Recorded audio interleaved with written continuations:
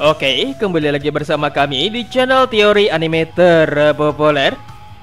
Pada kesempatan kali ini, kami akan membahas mengenai deklarasi perang Kode terhadap Konoha untuk memperebutkan Boruto setelah Kode melepas limiternya. Sebelum lanjut pembahasan, alangkah baiknya jika kalian mengklik tombol like dan subscribe agar kami lebih semangat lagi dalam membuat video menarik lainnya. Baru saja selesai dalam konflik panjang Kode versus Boruto Kawaki di dalam hutan negara api yang berujung pada kalahnya Kode, bangkitnya karma Kawaki, dan mati surinya Boruto. Manga Boruto tidak memberikan jeda untuk chapter filler, dan komik yang dikarang oleh sang mangaka Naruto yaitu Masashi Kishimoto ini langsung gaspol ke babak selanjutnya, yang membuat para fans Naruto Boruto jadi bersemangat karena tidak adanya chapter filler yang kurang menegangkan, dimana pada chapter selanjutnya nanti yaitu chapter 69 akan terjadi sebuah pertarungan lagi.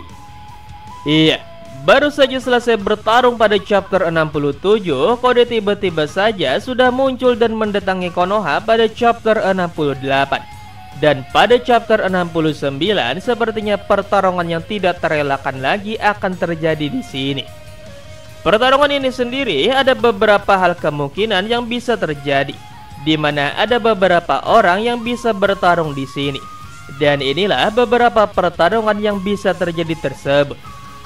Pertarungan pertama yang sangat disebutkan oleh para fans adalah pertarungan antara dua cyborg wanita yang ada di sana, yaitu ada Delta baru di kubu Konoha dan ada Eda di kubunya Kara. Iya, pertarungan ini sendiri bisa terjadi karena Kode yang datang menyerang sendirian ke Konoha lewat tanda yang ia letakkan pada leher Shikamaru ternyata adalah sebuah jebakan oleh Shikamaru, di mana Shikamaru ternyata telah mempersiapkan sebuah cyborg yang bisa melawan Kode, yang ternyata adalah Delta yang telah diperbaharui dan dijadikan sebagai sekutu bagi Konoha. Dan tepat saja Delta baru ini berhasil membuat Kode jadi terpojok dan terpaksa meminta bantuan dari Eda, yang membuat untuk pertama kalinya Eda akhirnya memunculkan dirinya di dalam pertarungan. Nah, melihat kemunculan dari Eda ini, banyak para pembaca yang berpendapat bahwa pada chapter selanjutnya itu chapter 69 Delta akan bertarung melawan Eda. Pertarungan ini mungkin bisa saja terjadi ya, tapi kalau mengingat lagi soal pernyataan Eda kepada Kode sebelumnya, di mana Eda mengatakan bahwa dirinya bukanlah tipe petarung, mungkin pertarungan Eda versus Delta ini tidak akan terjadi. Dan kegunaan datangnya Eda di pertarungan ini adalah Eda ingin menggunakan kemampuannya untuk mempengaruhi musuh-musuhnya agar tidak mengganggu saat Amado melepas limiter Kode, di mana Eda ini memiliki kemampuan untuk mempengaruhi hati seseorang, terkecuali Otsutsuki ataupun saudaranya sendiri. Dan kalau melihat dari hanya Eda saja yang datang tanpa adanya Daimon yang ialah tipe petarung, sepertinya memang benar Eda tidak akan bertarung di sini dan hanya menggunakan kemampuan mengendalikan hati orang lain saja. Dan yang menjadi pertanyaan di sini adalah, apakah Eda bisa mempengaruhi banyak orang sekaligus dengan kekuatan mata Senregan-nya? Karena saat datang Senregan Eda sudah aktif. Dan jawabannya sepertinya adalah bisa. Karena saat Kode datang melepas Eda, di sana juga ada Bok, penjaga Eda yang juga dikendalikan olehnya. Dan kalau Eda tidak bisa mengendalikan banyak orang sekaligus dan hanya bisa mengendalikan satu orang saja, barulah pertarungan lain akan terjadi seperti pertarungan seperti ini. Dan pertarungan itu ialah saat Eda datang, ia akan mempengaruhi Delta terlebih dulu, karena Delta lah yang menjadi ancaman dari pihak Konoha. Maka dengan begini, Eda hanya perlu menyuruh Delta untuk menyerang pihak Konoha, sedangkan dirinya dan Kode akan mempengaruhi Amado untuk melepas limiternya si Kode. Dan pertarungan yang akan terjadi adalah antara Delta versus Shikamaru saat itu, yang bisa saja seperti banyak prediksi para pembaca manga Boruto bahwa Shikamaru akan mati nantinya. Namun jangan remehkan Shikamaru dulu ya. Walaupun tidak memiliki banyak jutsu kuat, namun Shikamaru adalah orang yang cerdas.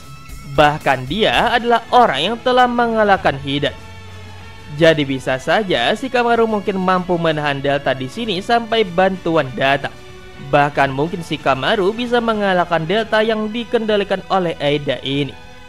Pertarungan selanjutnya yang bisa terjadi adalah pertarungan antara Naruto versus Kode Delta, di mana lokasi Naruto dan lab Amado ini sepertinya berdekatan, yaitu masih dalam satu gedung, yang membuat ada kesempatan Naruto akan datang lebih dulu ke lab Amado ketimbang Sasuke dan Boruto. Namun jika Boruto menggunakan Jikukan segel karmanya, maka Boruto lah yang akan datang pertama. Pertarungan selanjutnya yang bisa terjadi adalah pertarungan antara Boruto versus Kode yang sudah melepas limiternya, di mana sepertinya sebelum Boruto datang, Amado sudah melepas limiter si Kode. Di mana konon kata Amado, saat limiter Kode ini dilepas, dia memiliki kekuatan yang lebih kuat daripada Jigen sang ketua Kara. Di mana kita masih ingatkan bahwa Jigen ini pernah mengalahkan Naruto dan Sasuke secara telak.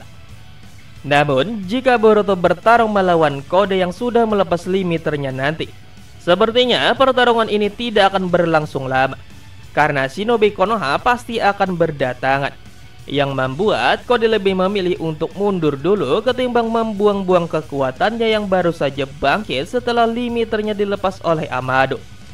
Selain banyaknya Shinobi Konoha yang membuat Kode memilih untuk mundur, di Konoha juga ada Kawaki Otsutsuki yang juga memiliki kekuatan Otsutsuki yang membuat Kode dan Eda lebih memilih untuk mundur. Namun sebelum Kode ini mengundurkan diri bersama Eda, sepertinya Kode akan mengancam dan mendeklarasikan perang terhadap Konoha, di mana tujuannya adalah Boruto yang ingin dijadikan tumbal kepada Jubi. Di mana jika Konoha tidak mau menyerahkan Boruto, maka Kode akan mengancam untuk menyerang Konoha secara habis-habisan dengan pasukan Kara dan juga Jubinya. Di mana sepertinya setelah melepas limiternya ini nanti, Kode akan kembali membangkitkan Kara kembali, di mana Kara ini sebenarnya banyak memiliki pasukan yang disebut dengan Outner yang tersebar di seluruh dunia, di mana biasanya Outner ini dipimpin oleh para inner Kara, seperti pasukan Victor dengan lab senjata biologisnya, dan ada pula Boro dengan sekte keagamaannya. Jadi bisa saja Kode membangun pasukan untuk menyerang desa Konoha dengan Jubi dan pasukannya kembali. Selain itu pun, Kode juga masih bisa memprovokasi negara kecil yang membenci Konoha untuk bergabung dan menyerang desa Konoha. Karena walaupun sekarang adalah era yang damai, namun sebenarnya masih banyak kebencian di luar sana, di mana yang mendapatkan kedamaian hanya lemah desa ninja besar saja. Dan itulah pembahasan kami nih mengenai deklarasi perang oleh Kode kepada desa Konoha. Dimana sepertinya nih guys ya, saat limiter Kode dilepas oleh Amado nantinya, Kode ini tidak akan menyerang ataupun bertarung secara habis-habisan di dalam desa Konoha. Ya dikarenakan Kode pun juga jika harus melawan satu desa, bahkan banyak shinobi kuat yang ada di Konoha, Kode dan Eda juga pasti akan kewalahan. Walaupun si Kode ini dikatakan memiliki kekuatan yang lebih kuat daripada Jigen. Namun sepertinya nih si Kode ini nantinya akan menghimpun kekuatan dulu dengan cara membangkitkan kembali organisasi Kara. Dimana Kara ini sendiri guys tidak seperti Akatsuki yang notabene anggotanya itu memang hanya 10 orang saja. Namun di Kara ini ada yang namanya Outner, dimana sampai sekarang belum terlalu diketahui berapa banyak sih Outner anggota dari organisasi Kara ini. Namun kalau kita melihat dari yang sebelum-sebelumnya, Outner Kara ini adalah orang-orang yang juga sangat kuat-kuat, seperti ada Ao, Garo, dan yang lain-lainnya. Jadi bagaimana menurut kalian nih guys? Apakah nantinya setelah limiter Kode ini dilepas, Kode ini memang benar akan mendeklarasikan perang melawan Konoha?